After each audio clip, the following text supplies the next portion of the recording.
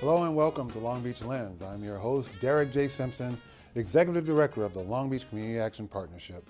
Today is a very special episode because not only do we have two amazing guests joining us in the studio, but we are also celebrating our 50th episode on Long Beach Lens. Our hardworking crew is made up of PatNet staff, interns, and volunteers. Congratulations to everyone involved in the production of these 50 episodes, and thank you for helping Long Beach Lens reach this important milestone. Our first guest on today's show is the Executive Director of United Cambodian Community. Please join me in welcoming Susana Sngiem. How are you? I'm doing very well. I'm so excited to be here with you. I'm excited to have you. The last time I saw you was at the UCC dinner. Yes. Or last time I saw you dressed up, I would say. And you look fabulous. So, thank you. I know there's a lot of special effort went into that dress too, It right? did. Khmer Bridal is a local small business here that supports really preserving the Cambodian cultural experience. Right. And so they support Cambodian weddings. And so I rented out one of their gowns, and it was a bright, beautiful orange dress, and I felt like a Cambodian princess. Well, you look like one. You have my vote. Thank you. Talking about the Cambodian cultural experience, let's go back to your family and the fact that they survived the Khmer Rouge. Talk about the stories and the experiences that maybe they shared with you, because I'm always fascinated when I hear that heritage from people in the Cambodian community. And I definitely had a privilege of my mom sharing a little bit about her story, because a lot of Khmer Rouge survivors are very quiet about their experience because of all the trauma that they had, and they don't want to burden their children with the experiences that they had. So when I got a lot older, that's when my mother started sharing a little bit more about her experience. And what was interesting about that was that my parents just got married, and then the Khmer Rouge happened. So they were in their early 20s and just got married, and my older brother and my older sister were born and raised in the Khmer Rouge the refugee camps in Thailand. And unfortunately, my oldest sister, her name was Terry, passed away because she got sick. And there was no medicine for her, so she passed away at 2 years old. And my oldest brother at the time, he was 1 year old. And my mom just said she couldn't even grieve the loss of my older sister because she still had to survive and she had to still take care of my family. An interesting story about that is my older brother, we call him Bong Bay, and the name Bay comes from the sound that the bombs would make. And so that was a very interesting story that my mom shared. But fortunately, my mom was the only, and my dad were the only people that were sponsored from my family to come to the United States. And they came here to Kansas at first, and they were sponsored by a Catholic family out there. And they lived there for about 3 months, and it was too cold. And so they moved here to Long Beach. Kansas, that has to be, yeah. And Long Beach has the largest Cambodian population outside of Southeast Asia. Right. And it's because of the weather, but also because there was a large Cambodian population that was already here back in the 70s because of Cal State Long Beach and Cal State LA hosted some Cambodian students that were learning about agriculture. And then you were born here and then went on to Cal State Long Beach? Yes? No, I went to UCI. UCI. Yes. So I went to UCI for undergrad, studied psychology, and then I worked for 3 years for a faith-based organization and worked for AmeriCorps. And then through that experience, I really want to learn more about how I can do more community development work. So I decided to get my master's in social work, and I graduated from USC. Right. Yeah, fight on. Until they met Alabama, but that's another story. We'll talk about it. So 30 under 30. So you've just been on this trajectory of success, and when you were notified about that, what was the feeling? I felt very blessed and honored.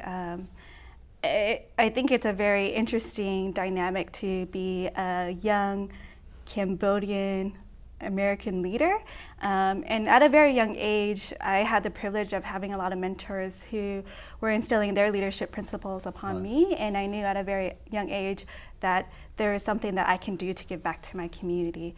And so ever since of graduating college, I wanted to provide any opportunity that I can to give back in any capacity that I can. And so being able to be honored by the efforts of just working at my church and working within my local neighborhood, and that it was recognized by former Assemblywoman Bonnie Lowenthal. I was very honored about that.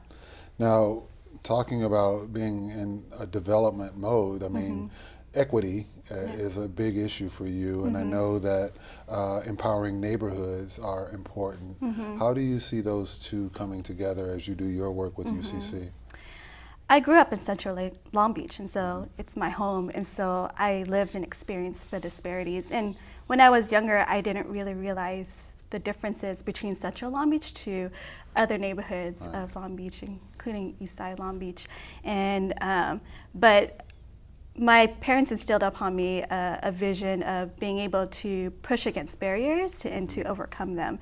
And I think that's the challenge that a lot of our community members face today in Central Long Beach, is that they live in a very urban environment where there's the highest rates of crime, of poverty, and our environment really affects our life expectancy. And so if you look at Central Long Beach versus Lakewood, there's a 7-year difference in life expectancy, and there's a lot of social determinants that are caused by that. And so at my work at UCC, we do a lot of direct services in which we address health, youth development, and community engagement. And on that ground, we see all the different patterns that are not only happening in the Cambodian community, but a lot of the other communities of color that live here in Central Long Beach. And in order to address these needs individually, we need to address the larger community needs of what does policy look like? What does language access look like? Because that all affects and trickles down to our community members, and it creates these disparities in education, creates these disparities in health. In the Cambodian community, when it comes to health, there's a huge disparity when it comes to mental health. That 62% of Cambodian adults have PTSD. And that's coming out of the Khmer Rouge and being survivors, and also growing up here, living in an urban environment. And what we see is that it's being passed along to the second generation, and that affects them in their education. And so within the Cambodian community, education is not highly emphasized, and there is this need to take care of your family. And so going to college is not in the narrative for the Cambodian community members, and instead really taking care of their families. And so this bigger issue of working on equity is very similar to other communities of color, and we want to be able to bring the Cambodian community lens on that, to be able to share our experiences and share in these commonalities so that we can advocate and organize to change the broader policies that are affecting our communities. You clearly have the pulse on the issues, your finger on the pulse, and it's no wonder then you went from being a program director to being the executive director. And I was reading that you're the first second-generation Cambodian American woman to serve in that capacity. Why is that so significant when you look at context?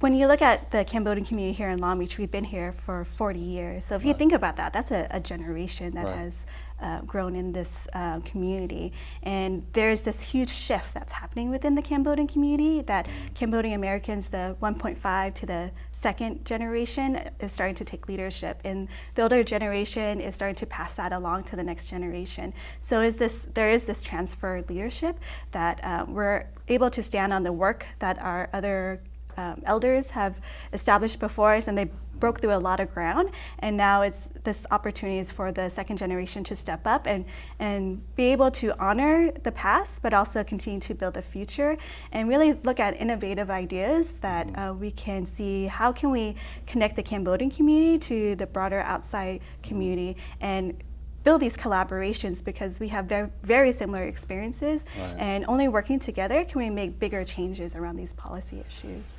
We're running close on time. What is your vision if you were to give that elevator pitch for what you see as the executive director for UCC and the Cambodian community? What's your vision? There's a pivotal moment that we're standing in right now. Like what I said, the Cambodian community has been here for over 40 years, and next year is actually going to be UCC's 40th anniversary. Oh, wow. And we've got a great team of executive board members, and we have an advisory council that's dreaming together on what the next 10 years is going to be like, what the next 40 years is going to be like for the UCC. And what we're seeing is that there's this need within the Cambodian community and also in Central Long Beach to invest in Cambodia town and to not only build up the businesses there, but also invest in the community members that are there so that we have better neighborhoods, but also keep our neighbors that are there. So UCC is one of the only organizations that are part of the Cambodian community that's really based on Anaheim Street, and we have that positioning to create greater investment within economic development and community development. And so that's the direction that I see UCC really taking a step into. This past year, we started a pilot project on workforce development, and we worked with 30 youth to train them in hospitality and also certified nursing assistants. And that has been a huge success that we were able to expand that again this year, and that we're continuing to build that model. So that's our foot in the door, but we definitely see other opportunities of how can we support the entrepreneurs that are in our community, how do we support our small businesses, and also how do we support housing in the Cambodian town area. Well, I know that I've learned in my work that it's important to actually have entree into the community because of a trust factor. And so you're on our board of directors here at Long Beach Community Action Partnership, and the goal in that was to be sure that we open the doors as much as we could between the services that we provide and what you do. And just know that if there's any way that we can continue to help share information or help in building collaborations, we certainly want to do that here at Long Beach Community Action Partnership and PatNet TV. Thank you so much for joining us, and thank you so keep much, up the Derek. good work. We're really proud of what you do, and you're an inspiration to me too, whether you know it or not. Thank you, and it's such an honor to learn from you too. So. Yeah, absolutely.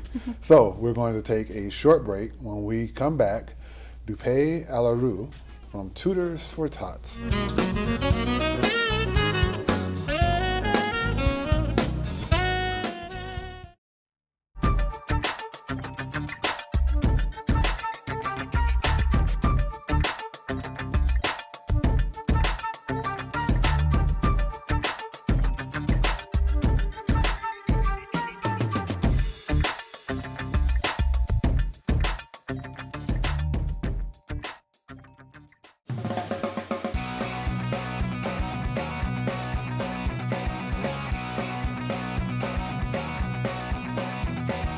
What draws you? What's the motivation for women's roller derby as opposed to women's soccer, women's volleyball, or anything other sport?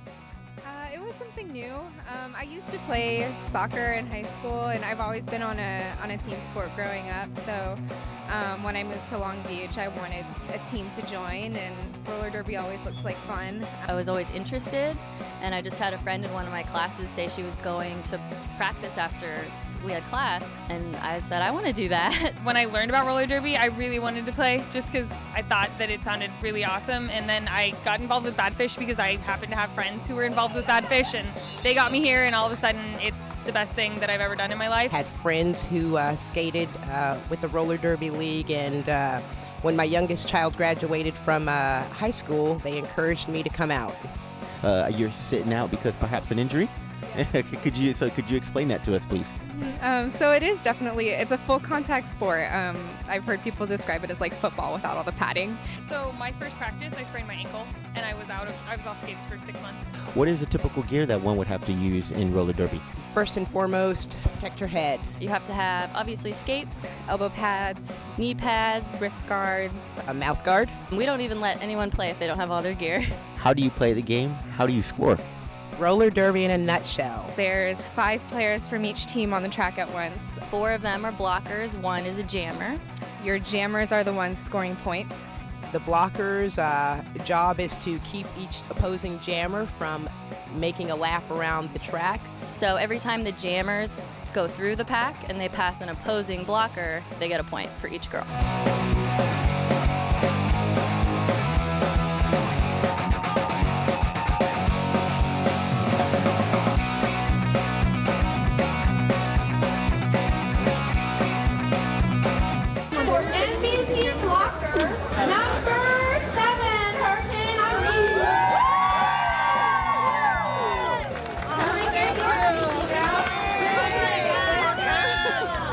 Chosen number 562.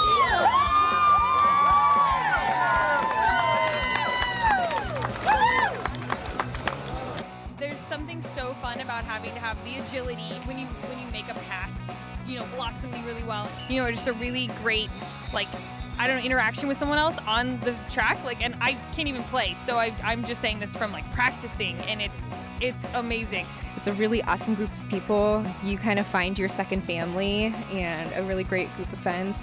That's totally why it's the best sport ever.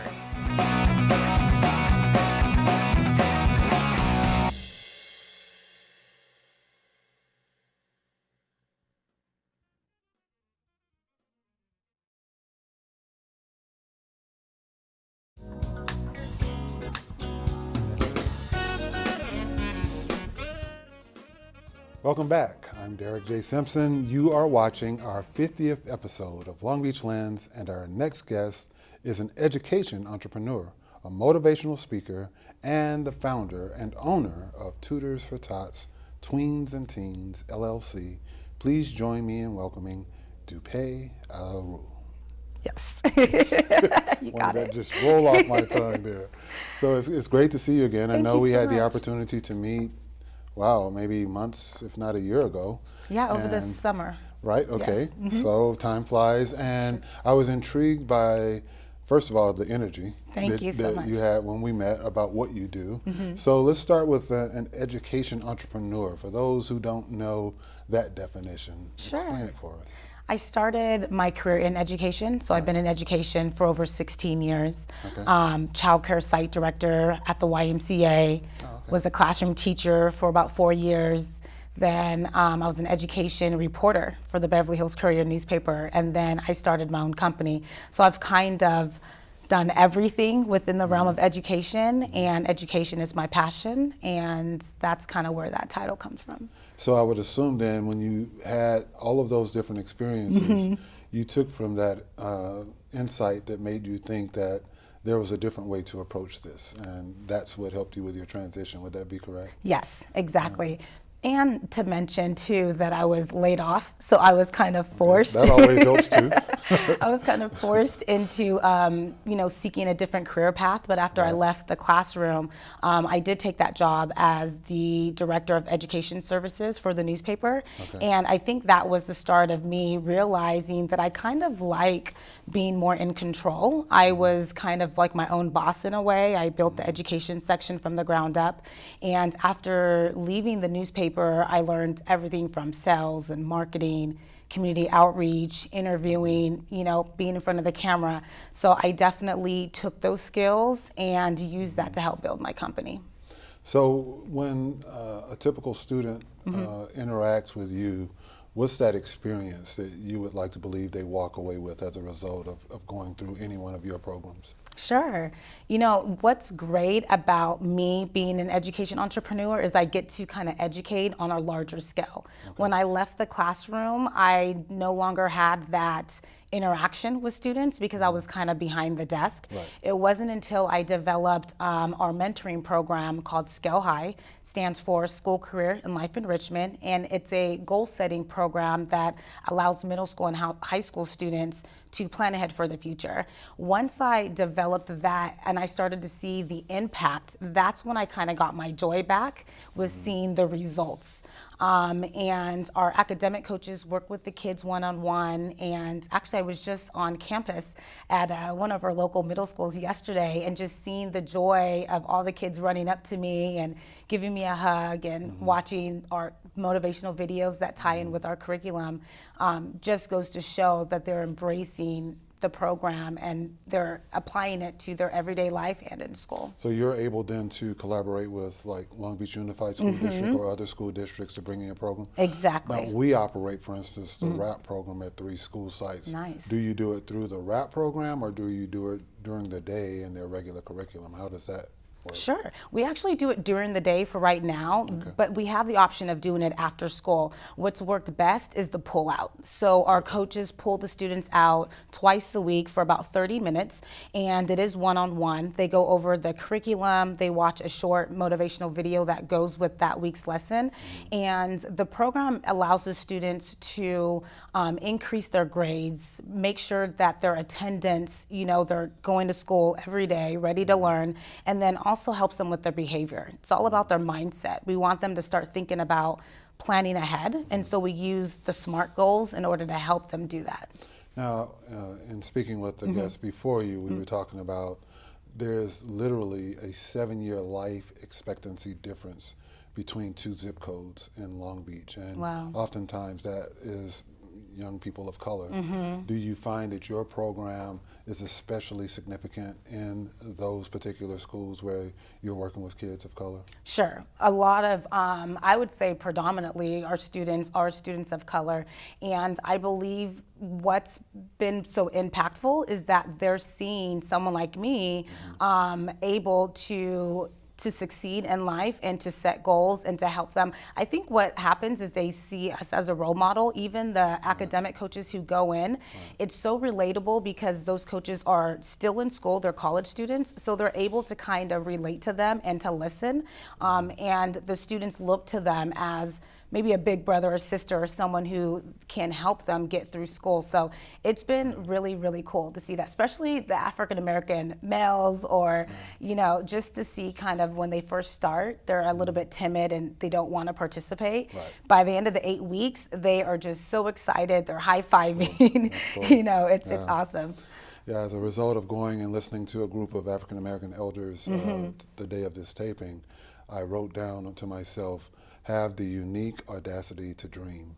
Wow. As a quote that just I came up with because it struck me that those people had gone through so much, and here Right. I was where I could be in a position to touch younger students and adults for that matter. And Exactly. so I applaud you for what you're doing. Thank you. One of the things that I read about you was the personal brand versus the business brand. Sure. And I also speak and say you are the brand and you have to Yes. promote yourself. When you say that, what does it mean to you? You know, that's funny you brought that up because the brands do kind of mesh together. You know what I mean? Like I am the brand of my company because I am the content creator. I create content. And my personal brand, I think my audience knows me as Dupe, Aleru, the motivational speaker, content creator. In my company, it kind of packages it all together. And when I really think about it, it's all education. You know, in the grand scheme of things, I'm just educating on a mass scale compared to when I was a classroom teacher. And when you talk about path to discovering purpose, what is that path like for you? You know what, that was interesting because I think when I became an entrepreneur, there was still something missing. I think that I was like 85% there. And last year I realized that, you know, I had to truly stay true to who I am. Instead of just doing what people thought a tutoring company should look like, that's when Scale High came along. And one of our cooking shows, the cookbook web series. And then I sort of realized, wow, I'm actually great at this creating content thing.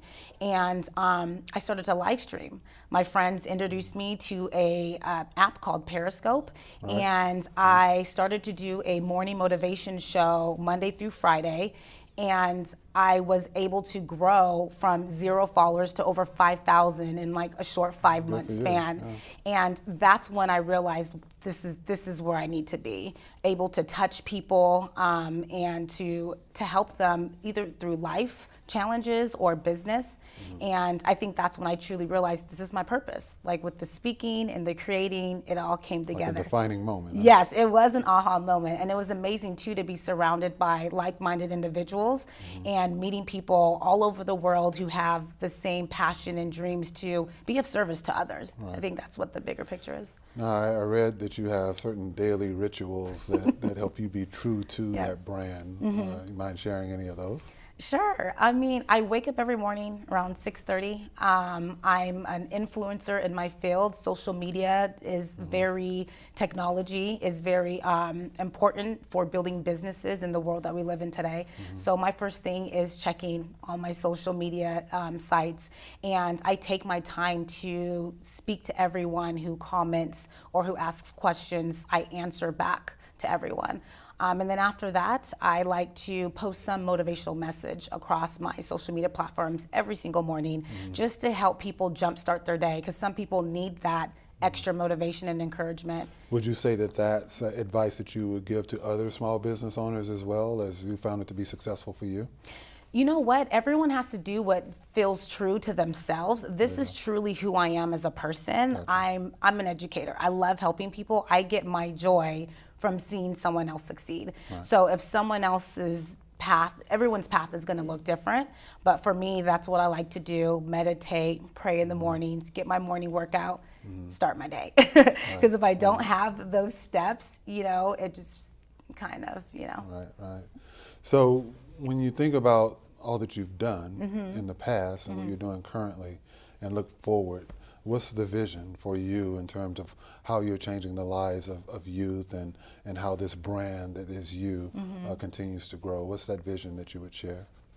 I've come a long way. I like to kind of sit in the moment and kind of be thankful for what God has planned for my life and the accomplishments that I was able to achieve and the impact and the value that I was able to provide students.